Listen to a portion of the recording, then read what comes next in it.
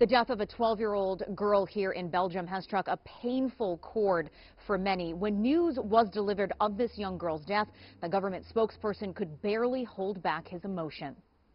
This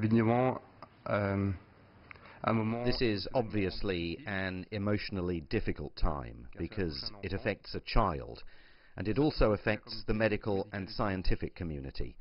We are thinking in particular of her family and loved ones. Dr. Emmanuel Andres said that this is a very rare event, that someone this young would die of this illness, and that everyone has been shaken by her death. Now, the girl's identity has been withheld, but doctors did say that she had tested positive for coronavirus and that after 3 days of having a fever, her health suddenly worsened. Doctors did not say, though, if she had any underlying health problems. She's now Europe's youngest coronavirus victim, but not the only child to have died. A 14-year-old Portuguese boy died over the weekend, and a 16-year-old in France named Julie passed late last week. A stark reminder that this disease is a threat to everyone, and young people are not immune.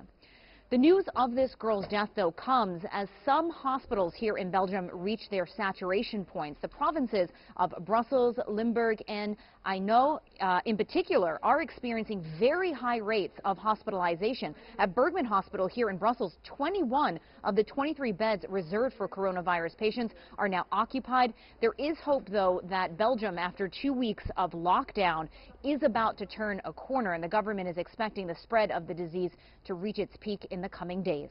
Tony Waterman, CGTN, Brussels.